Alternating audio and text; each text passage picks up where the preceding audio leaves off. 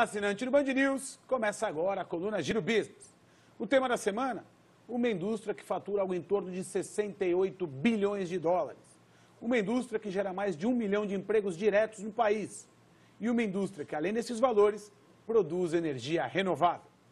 Trata-se da indústria sucroalcooleira. E para falar deste tema, está conosco Pedro Mizutani, vice-presidente da Raízen. Raízen, uma empresa que surgiu da fusão entre Cosan e Shell e que é hoje uma das empresas mais reconhecidas na produção de energia limpa do mundo. Pedro Mizutani, obrigado pela sua companhia durante a semana. Será um prazer debater esse tema e levar conhecimento aos assinantes do Band News. Sérgio, para nós é um prazer muito grande estar aqui com você e gostaria de parabenizá-lo por esse programa maravilhoso que você tem aqui e pela oportunidade de a gente estar aqui mostrando à população, aos assinantes do Band News, a importância do nosso setor, a importância do setor sucroenergético, gerando 1 milhão de empregos, gerando uma energia limpa e renovável que tanto o mundo precisa. Mizutani, a extensão territorial do Brasil é da ordem de 8,5 milhões de quilômetros quadrados, o que representa 851 milhões de hectares. Desse total, 33% é denominado de Brasil rural, terras cultiváveis. Do total das terras cultiváveis, o etanol, ou a indústria sucroalcooleira, responde por 2%. Essa área, ou melhor dizendo, esta produção de cana-de-açúcar se faz hoje suficiente para atender não só o mercado interno, como o mercado externo? Vai depender muito de como a indústria automobilística vai crescer e, com certeza, como os carros flex vão crescendo muito no país, não vai ser suficiente. Apesar dos ganhos de produtividade em toda a agricultura como um todo, nós somos os grandes produtores mundiais de alimentos. Você sabe que o mundo cresce 2% ao ano e o consumo de açúcar cresce 2% ao ano. Então, nós vamos precisar de mais áreas, mas o Brasil tem uma extensão territorial fantástica, como você disse, e nós utilizamos apenas 2% da área agriculturável. Se você dobrar essa produção, vai para 4%. Então, nós temos grande capacidade de atender o mundo e trazer muitas divisas para o país. Então, eu acho que a gente pode crescer, desde que haja uma política pública consistente, e onde a gente tem grande competitividade, que é na agricultura.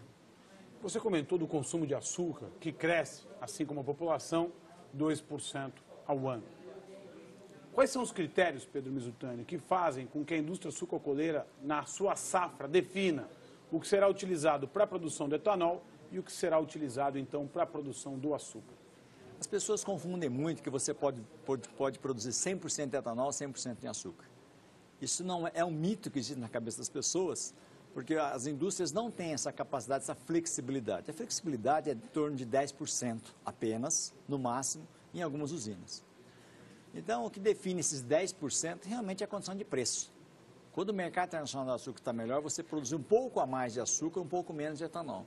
Acredito que nessa safra a gente consiga produzir mais etanol, levando a um ratio aí de 55% da cana deve ir para etanol e 45% apenas para açúcar. Pedro, agora retomando um pouquinho do tema do início dessa coluna, quando a gente estava discutindo sobre a área cultivável nacional, o etanol, a cana-de-açúcar, representa apenas 2% e, como você bem colocou, tem condições de expansão desde que haja medidas públicas favoráveis. Quais seriam estas medidas? A definição do etanol na matriz energética, o etanol, nós produzimos 50% de etanol, 50% em açúcar.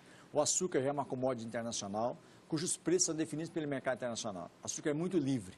Mas como nós produzimos 50% de etanol, é muito importante que haja uma definição clara de quanto será a participação do etanol na matriz do ciclo Otto, por exemplo. A gente tem uma série de ameaças, por exemplo, que é o pré-sal. Nós não sabemos qual a política vai ser adotada pelo governo em termos da gasolina. Então, é muito difícil para o empresariado brasileiro investir no setor com tamanha dúvida com relação ao futuro. Então, isso que faz com que a gente possa investir mais, o empresário possa investir mais ou menos no etanol, ou mais ou menos no açúcar. Um dado importante que ilustra a sensibilidade e o receio do empresariado da indústria sucroalcooleira, Pedro? É que das 330 usinas hoje que existem na região centro-sul do país, 60 delas estão correndo o risco de terem que fechar suas portas por problemas financeiros, tema que traremos aqui para a coluna Giro Business e discutiremos amanhã, na companhia de Pedro Mizutani, vice-presidente da Raízen, que amanhã continuará conosco, como dito, para falar mais da indústria sucroalcooleira.